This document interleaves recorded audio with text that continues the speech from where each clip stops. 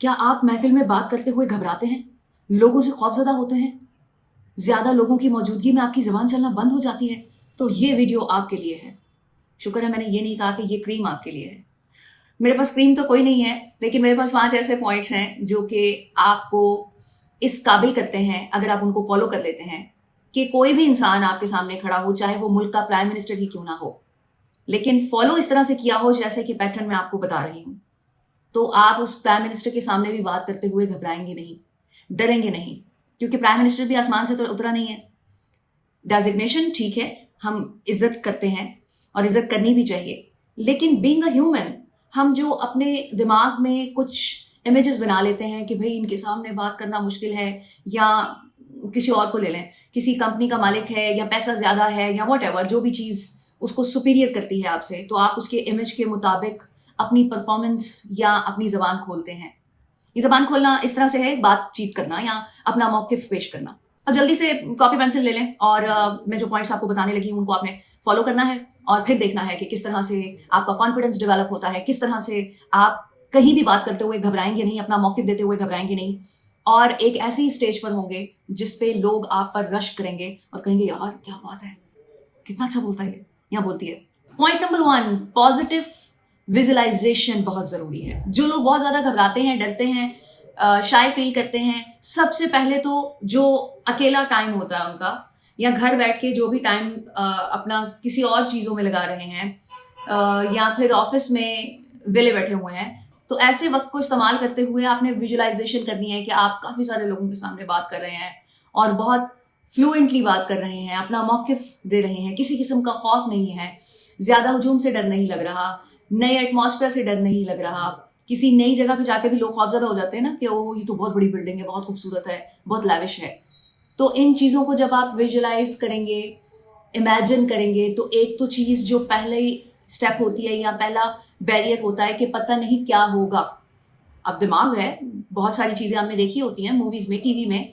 Step number 2, जब आप ये सब इमेजिनेशन कर चुके हैं, तो उसके बाद आपने मिरर के सामने खड़े होकर प्रैक्टिस करनी है। अगर आपकी कोई प्रेजेंटेशन है या किसी महफिल में जा रहे हैं तो आपको लगता है कि इस तरह की डिस्कशन वहाँ होने वाली है, और आपका कोई इंटरव्यू है या जो भी ऐसी चीज़ जो आपको खौफज़दा करती है, जो भी ऐसी सिटिंग, प्रैक्टिस करनी है कि मैं ऐसी बात कर रहा हूँगा, मैं ऐसे कर रहा हूँगा, ये पॉइंट उठाऊँगा और ये सब चीज़ें। इसका आपको बेनिफिट मिलने वाला है, ये आपके सबकॉन्शियस में रिकॉर्ड हो रही है, क्योंकि दिमाग इस चीज़ में डिफरेंस नहीं करता कि आप किसी के सामने बात कर रहे हैं या किसी के पीछे बात कर रहे हैं, यानी कि अकेले में बात कर रहे हैं। वो अपनी परफॉर्मेंस उसी तरह देता है जैसे कि आप उससे चाहते हैं। तो जब एक कॉन्फिडेंस लेवल पे आप पहुंचेंगे अकेले में और जब लोगों के सामने जाएंगे, तो वो काफ़ी हद तक कंट्रोल हो चुका होगा। काफ़ी हद तक इसलिए कहा है कि शुरू शुरू में, बाद में एक वक्त ऐसा आएगा आप बॉदर भी नहीं करेंगे कि मेरे सामने कौन खड़ा है, बस बात कर लें। अच्छा, जब आप प्रैक्टिस कर लें तो अपने किसी फ्रेंड के साथ या फिर अपने किसी फैमिली मेंबर के साथ, जिसके साथ आपका एक कंफर्ट जोन बना हुआ है, उसके साथ डिस्कस करें या उसको प्रेजेंटेशन वैसी दें जैसे आपने मिरर के सामने दी थी। तो एक बंदा भी अगर आपको किसी हद तक ओके कर देता है, कोई परसेंटेज 50-60, तो फिर आपको बाद में देखना होगा कि आपने इस प्रैक्टिस को कितना बढ़ाना है।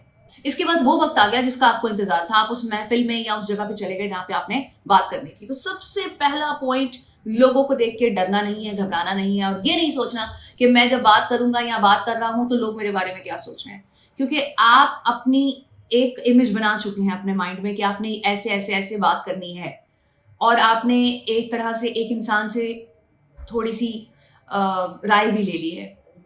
तो ये चीज़ें आपके लिए काफ़ी होनी चाहिए।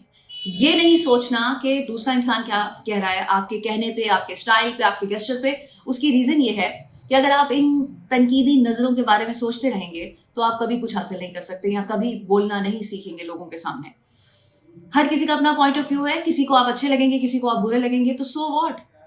हर किसी की सोच के मुताबिक आप अपने आप को ढाल नहीं सकते। स्टेप नंबर 4 है वे ऑफ टॉकिंग। इसमें 2-3 पॉइंट्स आते हैं, उनको भी ज़रा समझ लीजिए। सबसे पहले तो जब आपने कन्वर्सेशन का हिस्सा बनना है, कहीं पे 4 लोग बात कर रहे हैं जिस महफिल में आप गए हैं, तो वहाँ पे आपने ये ध्यान रखना है कि किस टॉपिक पे बात हो रही है, उससे रेलेवेंट बातें आपने करनी है, उससे रेलेवेंट फ़ौरन से चीज़ें अक्यूमुलेट कर लेनी है अपने माइंड में, और जो सबसे अट्रैक्टिव पॉइंट होगा वो आपने उनको बताना है या डिस्कशन का हिस्सा बनना है। दूसरी चीज जो आपने ध्यान में रखनी है, आपका मौकिफ बहुत क्लियर होना चाहिए और कंसाइज होना चाहिए, क्योंकि अभी आप प्रैक्टिस कर रहे हैं ना, और एकदम से अपनी उस हेजिटेशन को दूर करने की कोशिश कर रहे हैं, तो ज्यादा लंबी बात नहीं करनी। इसी का तीसरा हिस्सा है कि आपने व्यूअर्स को अट्रैक्ट करने के लिए और एंगेज रखने के लिए कुछ इंटरेस्टिंग फैक्ट्स शेयर करने हैं, जो भी टॉपिक चल रहा हो, और कुछ क्वेश्चन ऐसे करने हैं जिससे दूसरों का इंटरेस्ट बना रहे और आपके साथ वो जुड़े रहे। पॉइंट नंबर 5 है अपना बॉडी गेस्चर, बॉडी पोस्चर बिल्कुल नॉर्मल रखना है। अगर आप शाहरुख खान की तरह एक्ट नहीं कर पा रहे तो नो प्रॉब्लम। अगर आप माधुरी दीक्षित की तरह कोई एक्टिंग नहीं कर पा रहे या स्टाइल नहीं दे पा रहे तो उसका कोई इम्पैक्ट नहीं डलता। आप अगर सिंपल हैं और कोई स्टाइल वगैरह नहीं आता आपको तो कोई प्रॉब्लम नहीं है। अगर आप उस पर फोकस करेंगे तो फिर आप दूसरे लोग आपको देखेंगे कि ओह ये तो बड़ा ऑड सा लग रहा है, क्योंकि जब आप कोई नई चीज या नया स्टाइल अपनाते हैं तो दूसरों के लिए भी वो नया होता है, तो फिर ज्यादातर लोगों की नजरें आपके ऊपर होंगी और आपका कॉन्फिडेंस लेवल डाउन होगा।